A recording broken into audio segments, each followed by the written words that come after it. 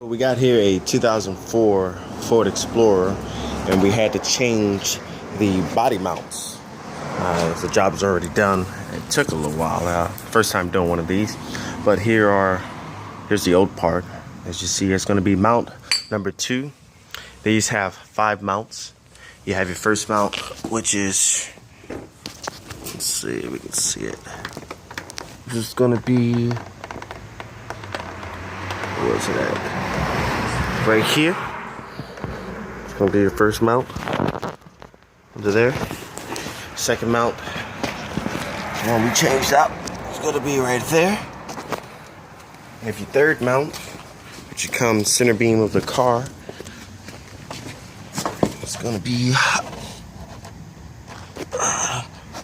don't know if you can see that, right there, right above the ground wire. Your fourth mount, you come back, it's going to be just by the door beam, back door. It's going to be right there. And then your fifth mount, it's going to be in the back of the vehicle, right there. So we changed out mount number 2. However, to change out the mounts, you had to loosen up. They say loosen up them all, but I was able to do it with loosening up number 1, 2, 3, and 4. So to get to them, for number 1, you simply just go underneath with a 15mm socket, and that gets number 1 coming from under. Number 2, you have to come through inside. You don't have to take off the seat necessarily for number 2, but in order to get to the rest of the mounts, it makes it a little bit easier because you have to lift carpet for 3 and 4. Number 2, you take off the side kick panel, and then you come up, take out the little floor panel right here, which is all right here. And then you come, lift up the carpet, and right here you have your rubber grommet that sits in its hole. Just take it out. As you see right there, you got your 18mm bolt right there.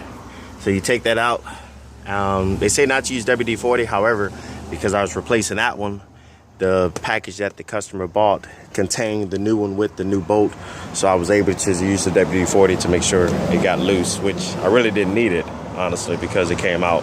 I've heard online some people say they had trouble because someone was spinning. Well, number 3, which is, I'll come to the back door. As you see, I had to take out the seats. The front driver's seat on the 2004 Explorer had a bolt here, 2 bolts in the back, and then 1 right here in the front. All these are 15mm bolts that just come out from the various spots. And then, sorry about the train, I'll pause. Okay, I'm back. Again, apologies about the train. Work and shops right by a train track. So it had the 3 connectors underneath the seat that had to come out. Those came out, no problem. And again, you had the 4 bolts, 1, 2, 3, and 4 for the front seat. Front seat came right out with no issue at all, as you see is sitting right there. So we come around the back, and you have to take out the back seat if you want to get to mounts 3 and 4 anyway. I was able to get to mount number 3 without taking the back seat out, but then I couldn't get the body to lift up enough from the frame to get mount number 2 out like I needed, so therefore I had to take out the whole seat. But to take the back seat out, you got, again, 15mm bolts and nuts, which some are here. These are the ones I took out first. The nuts are in here. I'll find them now. Here they are. And then your bolts. So you have 1, 2, 3, 4, 5, and 6. To get to here, I was able to just take out these 2 to get to mount number 3. And that allowed me to raise up the carpet enough to see the grommet. That's, again, you have your center beam right here, which just comes out. You have your hex head screw that holds your seatbelt bottom in right here. And that just came out with a T47. I apologize about that. I don't know if it's going to zoom in and clear up or not. But it's your CRVT 47 to get that out. Then you raise up your carpet, and you got number 3 right there again with a little rubber grommet. 18mm bolt again, and it seems like all the rest, at least the ones I've taken off, or all the ones inside 2, 3, and 4 were all 18mm bolts to get out.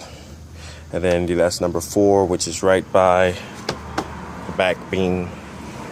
Number 4, same thing, rubber grommet, take it out, and you got it. So I was able to jack up the car on the driver's side, because that's the side I'm working on. We got 2 jack stands under.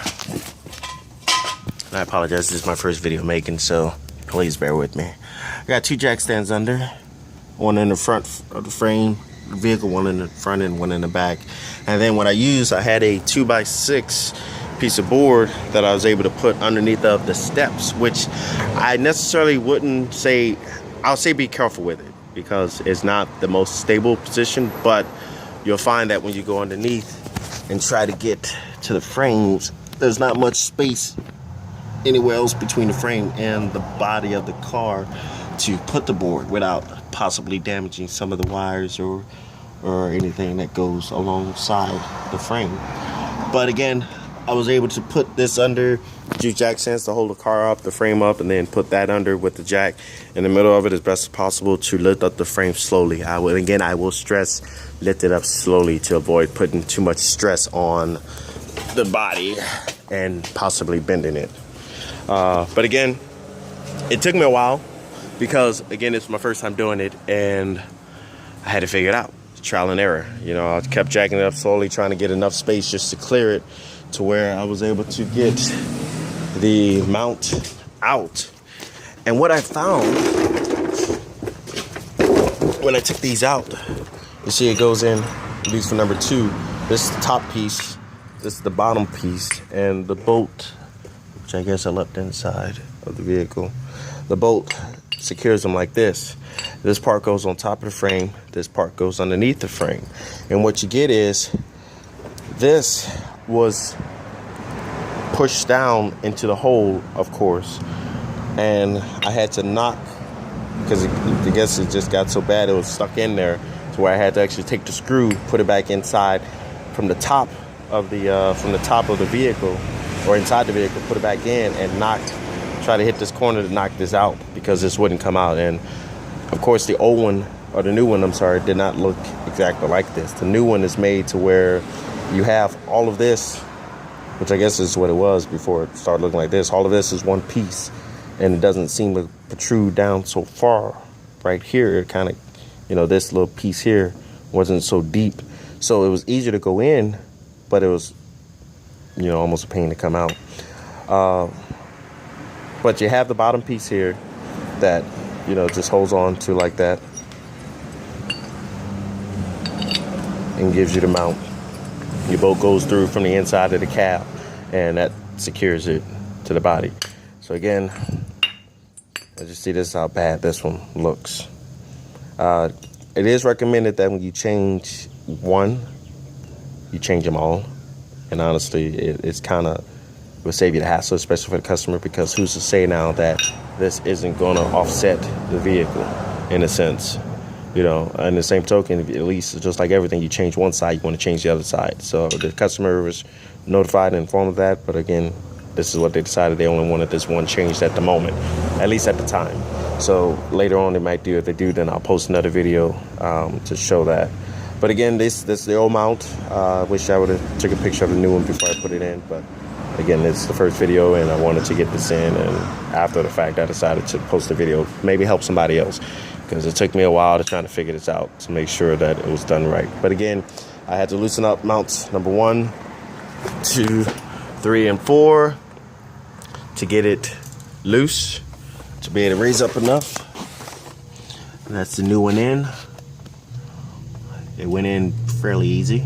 Also, once you get them in, just get it to where you can get the screw started or the bolt started, and don't necessarily torque them down or tighten them down just yet. Get them all together, lower the frame back down on, or lower the body, I apologize, back down onto the frame. And then once you get it set, because you want to make sure you have everything set back in place for the most part, and then go ahead and start tightening them down and get them together. That baby looks a beauty too. Like I say, the other side looks bad, just as bad as this one on top, which you can't see, which is